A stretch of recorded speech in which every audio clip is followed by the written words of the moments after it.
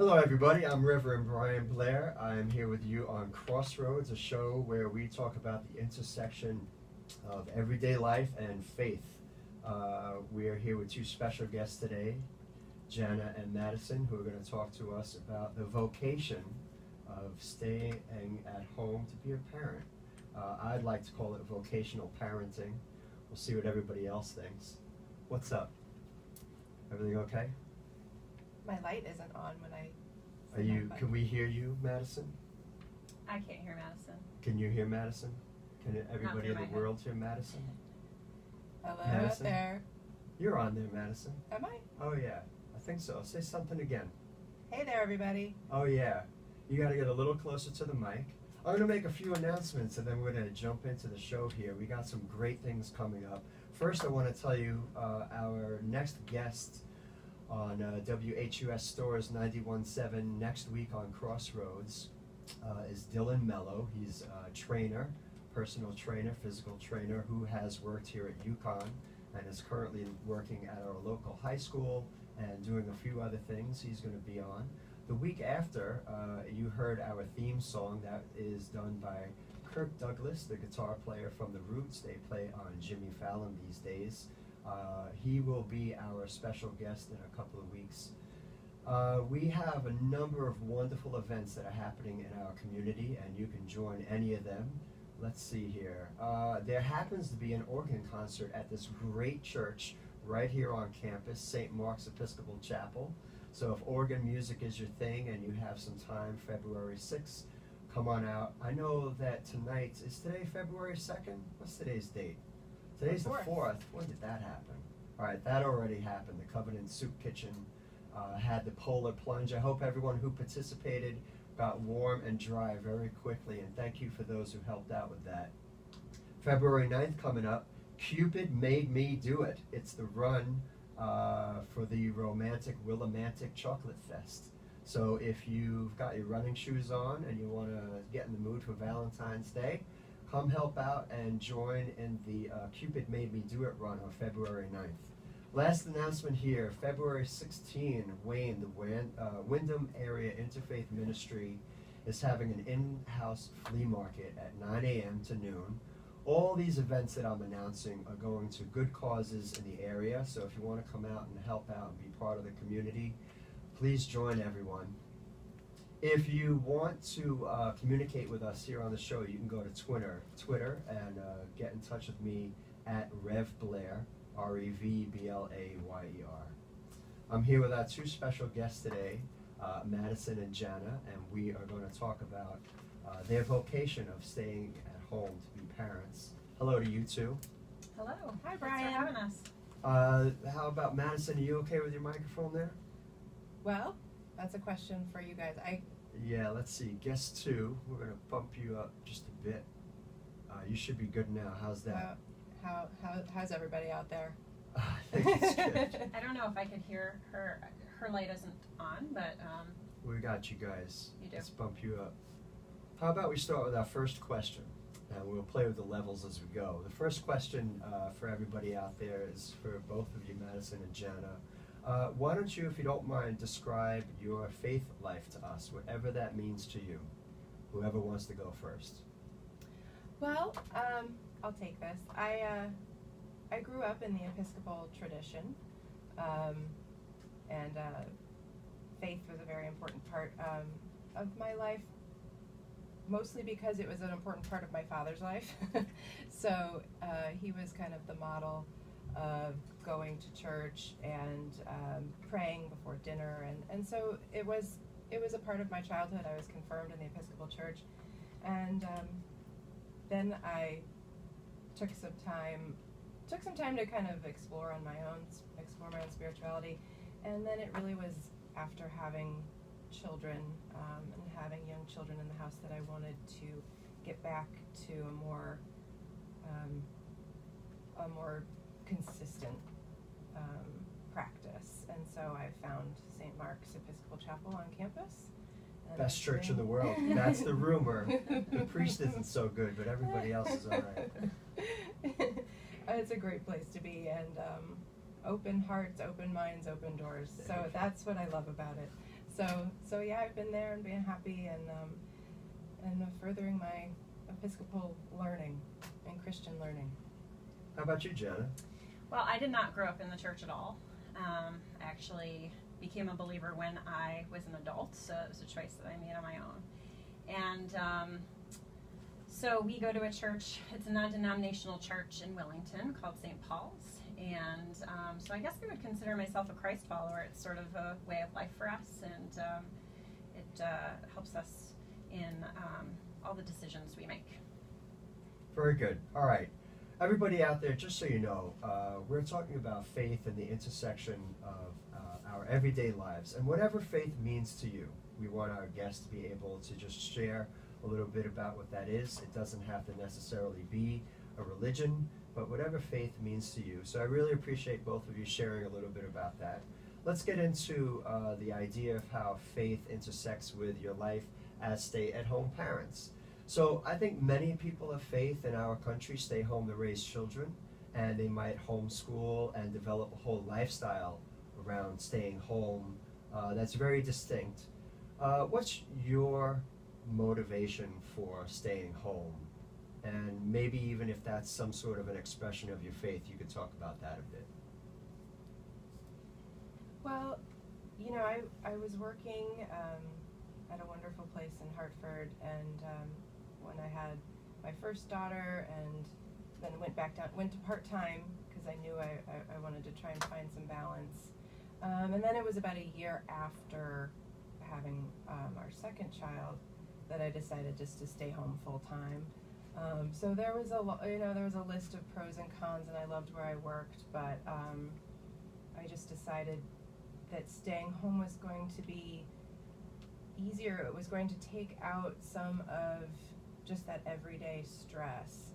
So it wasn't, for me, it was not a decision based on Christian values or trying to take my kids, you know, out of maybe more of a mainstream public school lifestyle or anything like that.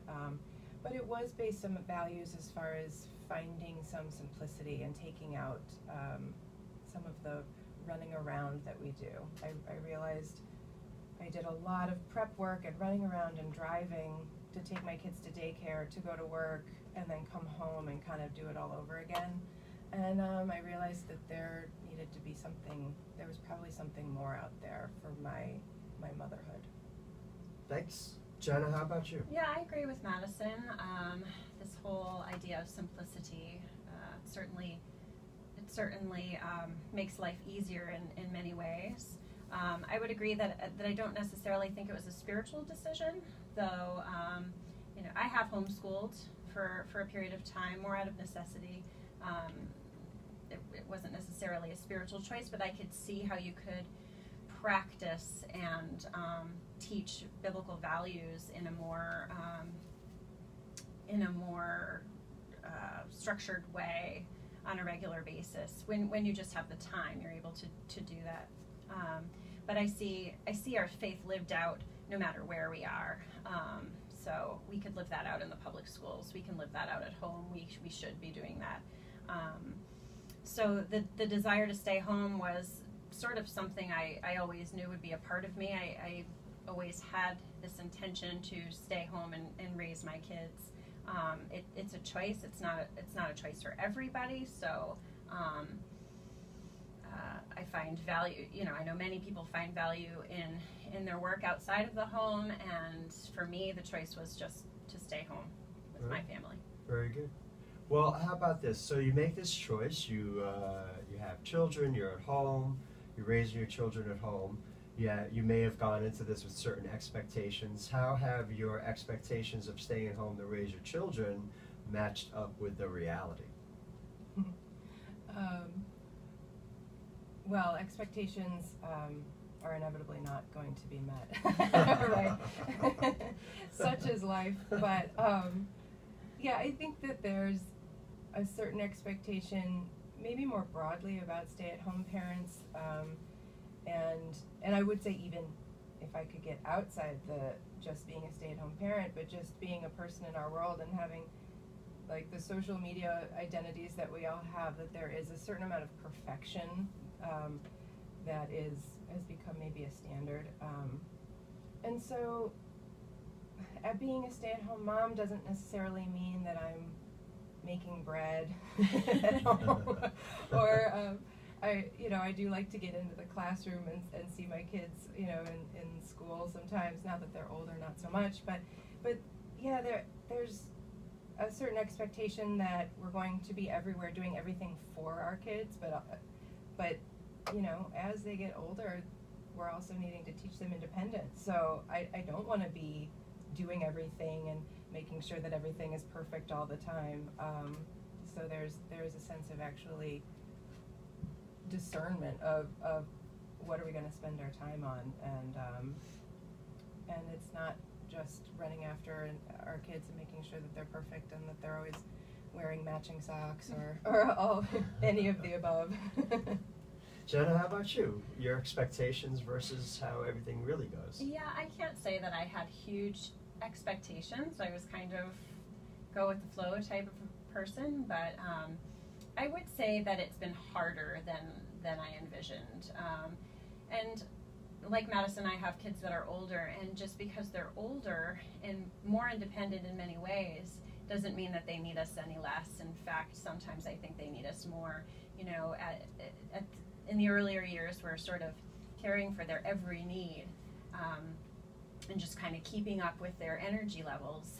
And then as they get older, we're sort of helping to develop their character and working through lots of social emotional things that take a huge amount of energy. So it's just harder. Sure. All right, thanks. In a different way, yeah. A lot of people struggle to try to develop a well-rounded life. And I'm wondering, whatever well-rounded might mean for each of you, how do you manage to stay well-rounded? Or maybe another way to pose the question is, how do you manage to stay fulfilled? For me, I think staying fulfilled, well, there's many ways. So I think I almost think of it in terms of slices of pie or something, where there are different aspects of my life that I want to make sure I can fill up. Like, just for me personally, I like to exercise, and I feel like that's something that makes me healthy in my body and my brain. So the fact that I stay home, I am flexible and I'm able to fit that in during the day. I'm able to volunteer in my community, which is very important to me, and is a big reason why I decided to stay home in the first place. It was a way, serving in my community is something that fulfills me. Even in my career when I was working, I really thought of it as this, whatever choice I'm going to make with my job or my vocation, how am I helping somebody? Which is why I kind of turned to the nonprofit world when I was working. And now I'm still in the nonprofit world. I'm just serving as a volunteer, not as a staff. So that kind of fulfillment is actually very similar when I was working in, and so I feel like I'm living out my values the same way. I'm just not getting a paycheck right now, which is fine. but it does allow me some flexibility, obviously, and being able to slow down is also fulfilling. So almost taking something out can help fill you up, at least in my family, in my life with my family. Janna, how about you? Well, I think we've been given this incredible gift of time, and I've sort of meditated on, what do I do with that gift? How does God want me to use that time that so many people don't have? I guess when I think of your question, I think about balance and how everybody's trying to achieve balance, and I just think we should throw that word out the window. But for me, when I look at what's well-rounded or what makes me feel more whole, I look at being out in nature, being creative. I look at community and service, as Madison described, and I think what she's describing in particular is meaningful work, whether that's outside the home or in the home or serving others. And also, she talked about this capacity to sit in silence. That's a huge gift, to be able to discern, what God wants for our next steps. So I do think being home just gives us that luxury of being able to spend time doing those things. Yeah. Both of you sort of touched on what I would call volunteerism in one way or another. Can you speak about that? How do you find a way to serve the community by volunteering? And what do you think the value of that as far as being stay-at-home parents? Well, I think that we can kind of fill, stay-at-home parents can, when I say we, but anybody actually can do this, and obviously is invited to. But we can fill a unique role in having that flexibility during the day, to serve groups and serve organizations in ways that others can't if they want a career and want to be at an office during the day. But that does allow for some opportunity.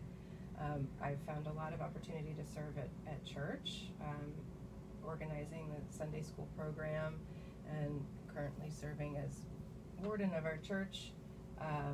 But I have also served at the PTO, and I help usher and volunteer at Jorgensen, and I'm also on the committee for the town, at the town of Mansfield. So those are all ways that I feel like I can help my community grow, and I think that that's actually just a unique. I'm in that unique position, and I feel extremely privileged and grateful to have that ability to kind of choose some interesting ways to serve and use my gifts as appropriately in those venues. So I just feel lucky to be able to do that. Janna, how about you? Yeah, I think speaking from the Christian perspective, God calls us to serve. He calls us to use our unique abilities to benefit others. So a particular interest of mine, because it was an interest of Jesus's, is to find the marginalized and advocate for them. So through our church, I like to try to help lead people in looking at the things that are going on in our world and how we as Christians should be responding. So that might be the refugee crisis. That might be reading books on mass incarceration in America. Those things are really important to me because they matter to God. And I think as it relates to our family, we're showing our kids, hey, this matters. This is actually what's really important. Community, people, treating others, loving God and loving people as he loves us.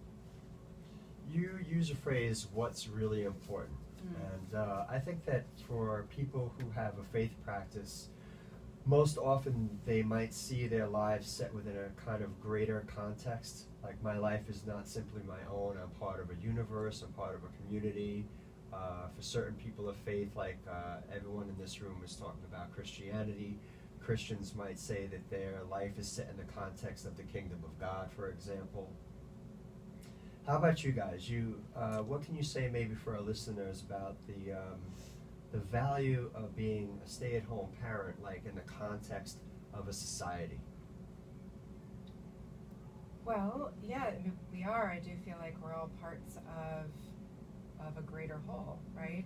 Just as you said, I think of it, in the body of Christ, where we all have our gifts, we all can serve a purpose, and it's valuing and honoring all of the people in that community, and valuing what they bring to the table and accepting that. So I never I never really considered being an engineer, but I am so grateful for all the engineers out there. Right. But I think I do have a value that I can add to our community by serving the community as a volunteer, by being a friend to those who need a friend, just by being me. And I know that I am loved by God, and I can just share that love in the ways that feel natural to me, and that is through service. And also, I feel like I've barely mentioned by being a mother.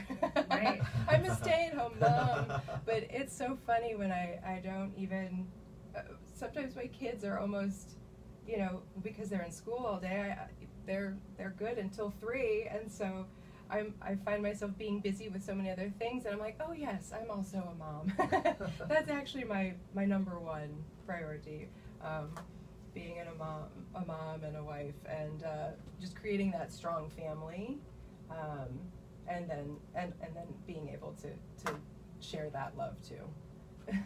Janna, how about you? Yeah, I think we could read the Word of God, and we could teach our children what God says.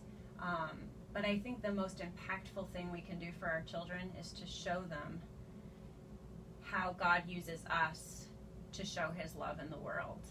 So they can see us being busy and serving and knowing that that's making an impact in the community. I just read a book recently called The Ministry of Ordinary Places by Shannon Martin, and in it she quotes an old missionary. She's 80 years old, and someone asked her, how did you get your call? She's been all over the world. How did you get your call?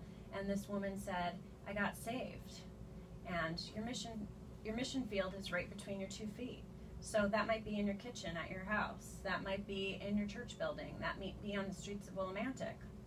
Wherever you are at any given time is where you're called to serve and called to be. And so how can we show the love of God wherever we are? Thanks. Yeah.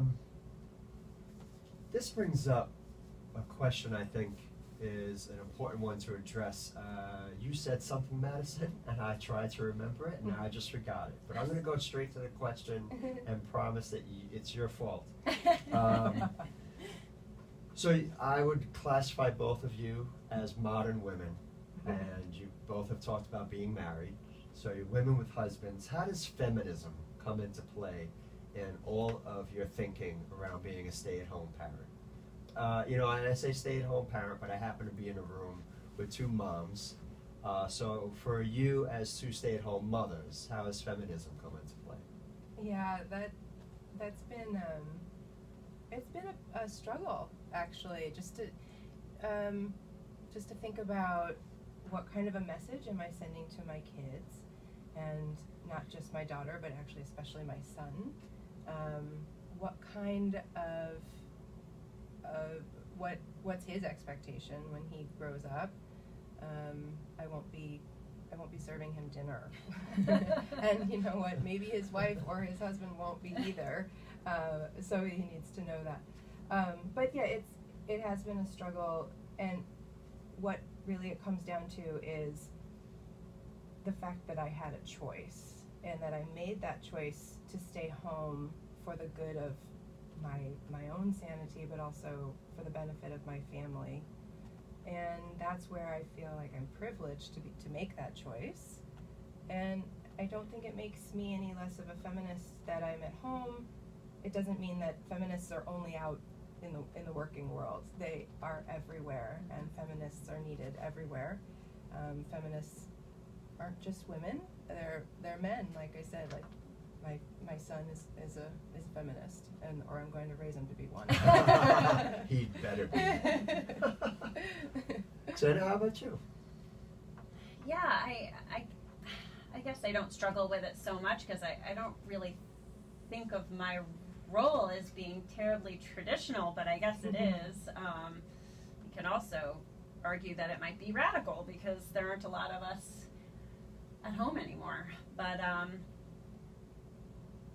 yeah, I think there certainly are some women whose husbands may feel threatened because they want to go back to work.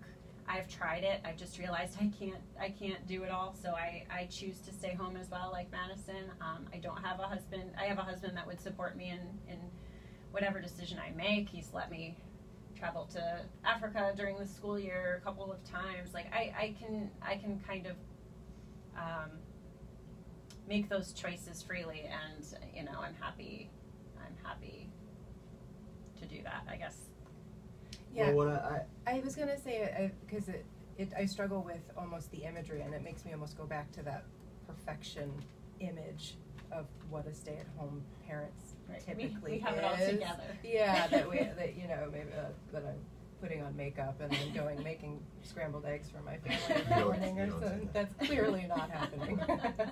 If anybody knows me, I'm not a morning person. So, but that image of, oh, I've made this choice to serve my family, and that my needs come last, or whatever it is, that I don't put myself as an equal with the rest of my family or the rest of society or something like that. And yes. So, yeah, but it is a very countercultural, I think, kind of a bit of a flipping the script to stay home, to make that choice, and it does take some discipline and some discernment to know what's right for you. And I think that's what I mean by getting back to what's good for anybody, and because we're all equally valued and equally entitled to make that choice for ourselves. Right. Yeah. I like that you talk about choice. I also like that you use the term countercultural, that somehow along the way, fairly recently, I think, in the history of humankind, we thought the only thing we were supposed to do is make as many widgets as possible. And if you weren't doing that, you didn't really have value.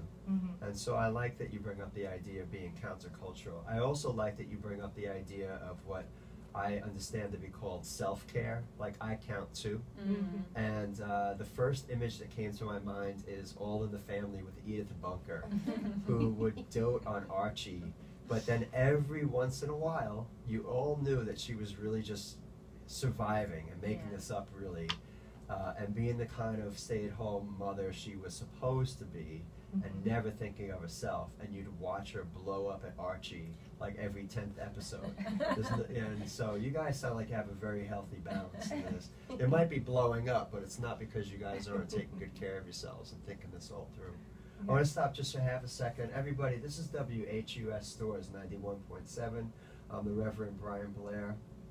This show is called Crossroads. It's the intersection of faith and everyday life. I'm talking with two wonderful stay-at-home moms, Janna and Madison, and we're going to finish up here in a minute, but I just want to get around to one final question. You guys have been great. Do you have any advice that you might pass along to others who are currently making the decision whether or not they should stay home? I would say my one piece of advice would be to find your tribe.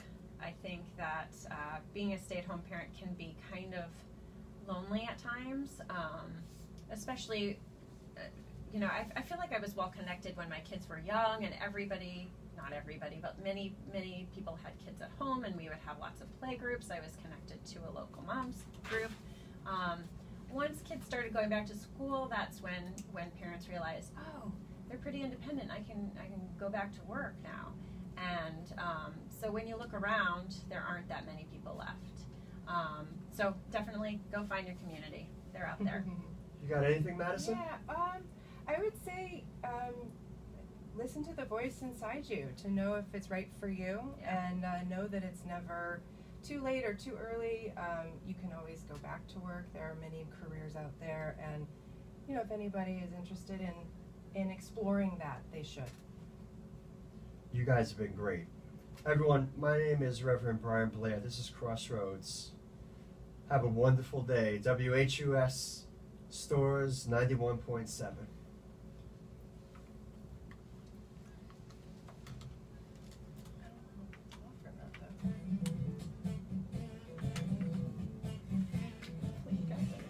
I don't think we have any control over